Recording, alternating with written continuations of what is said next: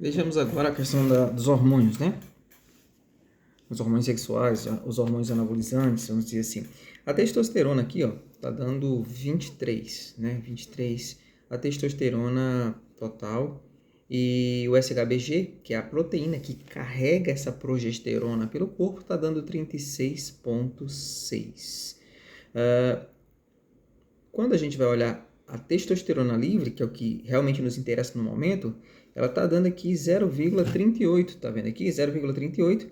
Para facilitar a nossa comunicação, eu vou multiplicar isso aqui, fazer uma multiplicação para facilitar o nosso entendimento, tá bom? Então, digamos que a testosterona total, multiplicando aqui por 100, deu 38, tá? Qual seria o ideal dessa testosterona? Bom, o ótimo seria em torno de 180 até 230, né? No caso, para as mulheres. Agora veja bem, de 38 para 180, seria o valor mínimo do ótimo, né? É uma diferença, uma discrepância enorme, tá certo? Esse valor 38, repito, tá?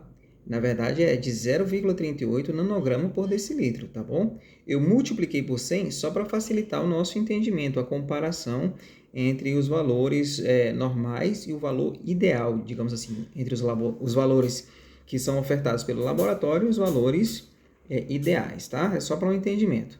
Então, repetindo, o resultado desse exame aqui, dessa testosterona livre, deu 38. E qual seria o ideal, qual seria o ótimo? De 180 a 230, quer dizer, é uma diferença gritante, né? Por que seria isso? Será que a culpa seria... Será que essa testosterona estaria presa? A gente olharia aqui o SHBG para saber se essa proteína que carrega a testosterona é quem está segurando essa testosterona, né? Mas quando a gente vai olhar aqui o SHBG, o valor dele está normal. Então a culpa não é desse SHBG, tá bom? Vamos olhar aqui a estrona. A estrona é um hormônio que a gente quer que ela fique ali abaixo de 30, né? Que é um hormônio mais voltado aí, que levanta assim, uma suspeita, um medo maior de câncer, né?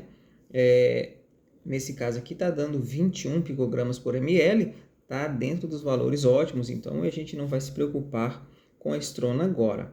Agora veja bem, quando a gente vai olhar aqui o estradiol e a progesterona, esses dois são muito interessantes. A gente vê aqui que o estradiol está dando 39,6, né? E a progesterona 0,21. Então, quando a gente calcula, relaciona esses dois hormônios, nós vemos aqui que nós temos uma dominância estrogênica, tá? E isso não é interessante. A dominância estrogênica pode causar vários transtornos que nós vamos mostrar daqui a pouco. Agora veja bem, quando a gente fez aquele exame da termografia, a gente já tinha visto essa dominância estrogênica. Tá vendo aqui, ó? Aqui nós vemos esse sinal aqui, ó, a gente vê essa assimetria entre os lados aqui, até mesmo aqui nos seios, tá vendo? Esse sinal aqui, que a gente chama sinal do manto, isso aqui já é o indicativo de dominância estrogênica. Lembrando que a termografia é um exame que capta, né, as emissões infravermelhas do corpo. E esse é um exame padrão ouro aqui que a gente consegue detectar a possibilidade de um câncer de mama até 15 anos antes de aparecer na mamografia.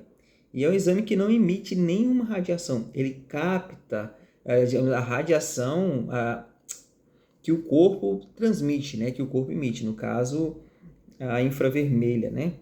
A radiação infravermelha. É um exame excelente, excelente. Então aqui, voltando, nós já tínhamos visto que havia essa dominância estrogênica e a gente, através dos exames e dos cálculos, nós percebemos isso, né? Vejamos aqui, ó, alguns sintomas. Eu elenquei aqui alguns, né? Fiz aqui uma lista para a gente ter uma ideia dos sintomas da predominância estrogênica. Veja bem, vai desde irregularidade menstrual, com fluxo aumentado, né? Algumas pessoas têm queda de cabelo, enfraquecimento das unhas, né? Pode também desacelerar o metabolismo e aumentar o ganho de peso. Perceba que nos exames anteriores, a gente olhou a tireoide, a gente não viu nada demais na tireoide, né? Mas já aqui, olha, essa dominância estrogênica pode contribuir para o ganho de peso, né? Para a lentificação do metabolismo. Aumento da gordura abdominal, aumento da gordura ali na coxa, no quadril, né?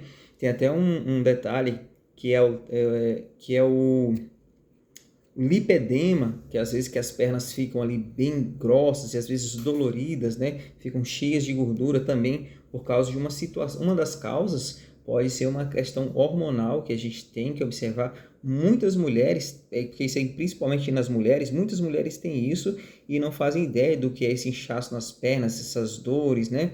Que acontece esse peso, e muitas vezes é por causa dessa desordem hormonal também, dessa predominância estrogênica. Dores de cabeça frequente, né?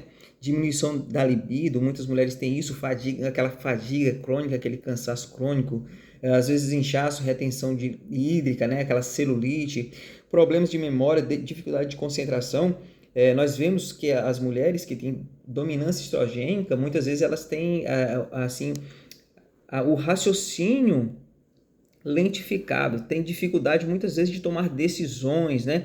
E às vezes tomam decisões precipitadas por causa dessa desordem hormonal que afeta também a memória, que afeta o cérebro. Ansiedade, depressão acontece muito, né? Aquela vontade exagerada de comer doce que faz com que a mulher acabe engordando também, ganhando aí alguns quilinhos indesejáveis, né? Irritabilidade, oscilação brusca de humor, né?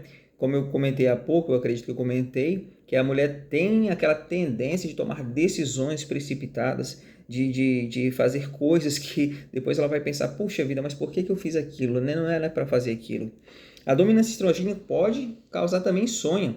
Eu tenho visto muitas mulheres com problema de insônia, não conseguem ter um sono reparador, né?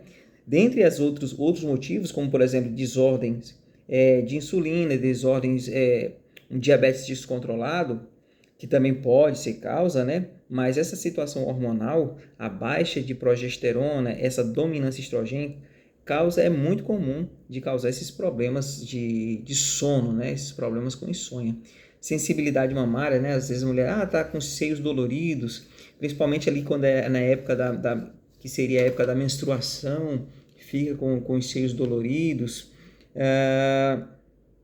E fora infertilidade também pode acontecer, às vezes a mulher tem dificuldade de engravidar, de ter filhos, isso devido a essa desordem hormonal, essa dominância estrogênica, tá? Fora a chance aí de câncer, né? Miomas, muita mulher hoje com miomas, aparece muitas mulheres no consultório com esse problema, né? Com pólipos uterinos, cistos ovarianos, endometriose, hoje infelizmente está uma epidemia, muitas mulheres com problemas de endometriose, fibroma uterino, né, nódulos, riscos de trombose, enfim, a lista é grande, né? Porque, como eu costumo dizer, nós temos que entender que o corpo ele está interligado. Então, a gente tem que alinhar todas as áreas. E essa área hormonal, ela é de suma importância que ela esteja alinhada, que ela esteja bem regulada. Uma das coisas que desregula muito os hormônios é o uso de anticoncepcional, né?